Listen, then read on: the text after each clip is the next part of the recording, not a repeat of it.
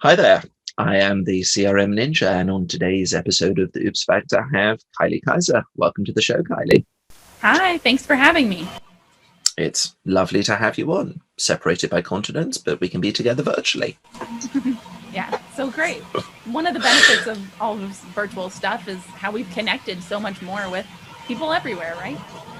That is very true. I know that I've talked to people all across the world on not quite a daily basis, and not just for my series, but yeah, I think we're all feeling a lot more connected internationally. Yeah. So the reason that I have this background that I do is because I was trying to find an appropriate background, and I thought I'd combine together two things that I know that you'd like, which is number one, monkeys, and number two, knitting.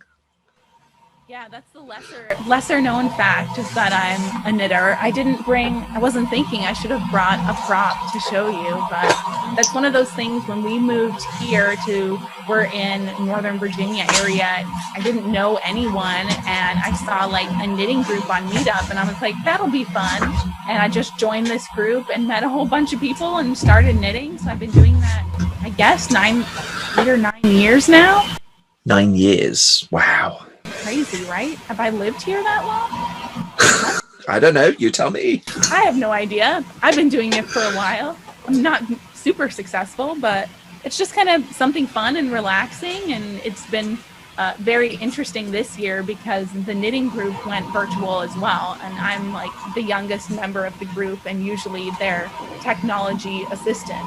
So having all of us being virtual and seeing all of them learn how to work all these technologies has been super fun, but kind of hard to work all day at a computer and then be like, let me call you guys and knit in front of a computer. But we adjust and we do things, and it's fun and relaxing, and also can help me concentrate while watching like presentations and things like that. So so you admit to knitting during presentations? I admit to knitting during presentations. I was going to ask you that, but you volunteered that of your own accord, which is even better as far as I'm concerned. So true. It's not every time, but I find it's so hard when you're like sitting at your desk all day. It's so hard to stay focused. And it's like, if I'm watching a presentation, either I'm going to be half listening and on my phone, or like, let me grab something and knit with it, right? And then at least I'm probably more engaged while doing something with your hands, right? So sounds very productive. Yeah, sometimes, or unproductive, and we'll be honest. So what sort of things do you like to knit? What's sort of been your most adventurous knitting thing? I think one of my favorite things is I knit like a big sheep pillow. When we share this video, I'll have to tweet out the picture of the sheep pillow to go with it, because he's big and he's got all like little poopies all over him. He's probably one of my favorite and most difficult things that I've done. So, but I do a lot of just, scarves and hats and silly things like that. And I have bins full of all this stuff that I've knit for myself and never wear. So what I'm working on is actually knitting things for other people that I actually give away, instead of just making and piling up all this stuff in my closet. Got it. Because if you make it for yourself and then it's just lying around, it takes up space. I love baking. The problem is, when I bake, there's food around for me to eat. So I solved this when I was engaged. My fiance at the time was not living in London, where I live. So I used to bake, enjoy the baking, and take other stuff and leave it there. Yeah. That's the way to do it, instead of just bake and eat all of it. It worked well. So have you ever knitted a monkey? I have not, but I should do one, like the little ones in your background. They don't look that hard. I have a pattern sitting over there to work on to knit a hedgehog, so I think a monkey shouldn't be that much different. So I got it. Do that. I'll need to find some bright pink yarn. He can be a little friend for hashtag over there. You could even knit possibly a piece of pizza to go with it. Maybe, yes. I do love pizza. Why have I not knit anything pizza themed is a very good question. There's the next challenge. You can knit a pizza. Yeah, knit a pizza to go with hashtag. I did when I went to Paris for Ignite the Tour like 2 years ago, I did knit like a little tam French beret, right, for hashtag that he wore the whole time when he was there. No one else appreciated it, but I really loved it. Well, sometimes that's all you need. You enjoy it. Who cares what others think? Yeah, for sure. Wonderful. So moving on from knitting and monkeys to the Oops Factor, what do you have to share with us today? Yeah, so when I was thinking about this, I had two stories that came to mind. So this first story is from back in the CRM 4.0 days, and I was working as kind of, I guess I was project manager / customizer in our CRM 4.0 environment. And well, I think at that point we might have upgraded to 2011. That doesn't matter. What was interesting there is that we had a group of business analysts who had access to do things like workflows and imports, even though they weren't technically part of the CRM team. And what happened is one day, all of a sudden, like our CRM system for 1,500 users just like slowed to a crawl and went down, and we're like, what is happening? What is going on? And 1,500 users is a good site installation for a 4.0. Yes, it was a good size. It was an adventure, and it's down for everyone. We're like, what's going on? And we start looking at the system jobs, and what we find is that one of these business analysts had created a workflow that triggered when accounts or something were modified, and then it had 3 separate update steps to that account. Ouch. And then he imported 3,000 records. So it triggered for all these 3,000, and then each of those triggered another 3, which triggered another 3, because one of the fields that was in the fields triggering this workflow was the modified on. So it was just like re-triggering itself. It was a self-perpetuating workflow. Oh, it was so bad. And we had to like kill that. I went over, I yelled at him, don't do it again. And so, things settled down. And then later that afternoon, he reactivated the workflow and did the same thing again. And we were like, no. So more on this is be very careful who has access to do these things, right? Your security, your workflows, imports, all those fun things. Check your security. Don't use the out-of-the-box security roles. Be very familiar with what access you are giving. And tell them, don't do it in production. Yes. Production needs to be carefully controlled. Exactly. But I think back then, it must have been still 4.0, because back then we couldn't put workflows in a solution, right? So I think that's when that's why it was still manual or something like that. But either way, there was change management problems, security problems, not fun problems. And me and that guy are no longer friends. Got it.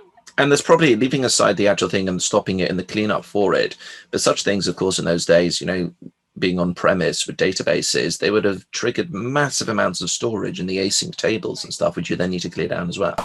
Right, exactly. So just lots of not fun things to deal with. Got it. Yeah. And then the other story I was thinking of is just kind of silly, and I think it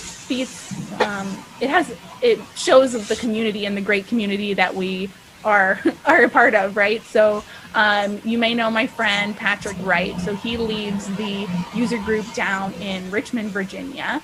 And so we've been friends for years, and we went on a cruise together with our respective spouses, and him and his hubby love cruising. And so one day they were going to take a cruise out of Baltimore, pre-COVID, of course. And so they were going to be driving right up past where we live. So we're like, hey, let's meet for brunch on your way. It'll be great. And so as they're driving up, he calls and he's like, hey, I got a call from my work that all of our data in our Dynamics instance is completely gone, and we don't know what happened. So Gone. This is what he's hearing from his users, right? Everything is gone. What's happening? Can you bring your laptop with you to brunch so we can work on it? Because he's on his way to vacation, so he doesn't have he didn't bring anything with him. Right. So of course our husband really appreciated this, but we had like a lovely brunch, and then we went over and sat in Starbucks and we're like troubleshooting this. So I think we were there much longer than we realized, because we're just chatting and, you know, researching and trying to figure it out. And so we look in Dynamics, and all of the records are they're still showing records there, but all of their data is blank. And so, long story short, what we figured out is the other admin had been doing a data import. And so what they were trying to do is to get the template to do the data import is they just exported a list of records and then they cleared out the data, but they didn't delete the whole row. They just like erased the data in this section and then they imported it back in. So it was importing a whole bunch of blank records. And Ouch. so I think, thankfully, I think their system was still somewhat pre-production, so he was able to just roll back to the most recent backup, and then got rid of that guy's access and was like, don't touch anything until I get back from vacation and we'll figure it out. But you know, it's just one of those things that's interesting, because Patrick and I have presented a lot on presentations for new admins, and as we're working through this, I'm like, we had all these tips that we gave specifically to prevent this issue. This admin had come to our presentation. So, I mean, it's just kind of, it was interesting because it's one of those things you don't think of, and it's so easy for things like that to happen, and why I usually recommend, you know, you save something as soon as you export and while you're working, and then when you're done, so you can go back and fix it, because I have definitely made similar mistakes before. We all learn these things from experience, right? Definitely. Backup is your friend. Oh, for sure. And I think it was just fun because, you know, Patrick is a good friend that I met through the community, and just cool that we could call and be like, can we work on this together? And, you know, these are kind of exciting, although our hubbies were irritated and bored on their phones for 2 hours or something like that. But, you know, it was cool. We got it resolved. And then they got off and went on their cruise and had a great time, right? So awesome. And of course, because it's a working meal, you could of course expense all of that, right? We should have definitely expensed our giant. We got like a giant cinnamon bun, so they're nice. That for sure. But it's interesting you say that, because I've had a couple of those along the way, and this is why when I go on holiday, I know maybe it's a bit naughty, but I always take a laptop with me. I take the thinnest, lightest one I can find, but I've got it because in case of emergency like that, where I'm the last resort to be called, I'm able to log in and do it, because, you know, with security and stuff, you can't always log in on just any random machine. Yeah, I think I do the same. I'm always like, do I need a laptop for this? And then I'm like, I better bring it just in case. Because you never know what email you're going to get that you might need to do something. Especially like with us, when you have like YouTube and you have a blog and all this stuff. And no matter if it's scheduled or for while you're going away, best just to have a way to help and fix if you need to, right? So. Definitely. I mean, my wife is like, come on, you got so many electronics, why do you need? I'm like, I'm just taking the laptop just in case. And normally she ends up actually using it herself for, you know, checking her email and stuff, or doing photo albums, but it's useful. Yeah, for sure. I think the amount of technology that is in our house and that travels with us is probably amusing to some, but it's helpful, right? So that's what matters. Indeed so. Well, Kylie, thank you so much for coming on the show and sharing your stories. Some really great stuff. Thanks so much for having me. Have a great day. It's a pleasure. Viewers, we hope that you've enjoyed it. Feel free to check out the rest of the Oops Factor playlist, subscribe to the channel, and take a look at the blog. And if you would like to come on and share your own story, hit the link below, put in your details, and I'd love to have you on. Have a great day.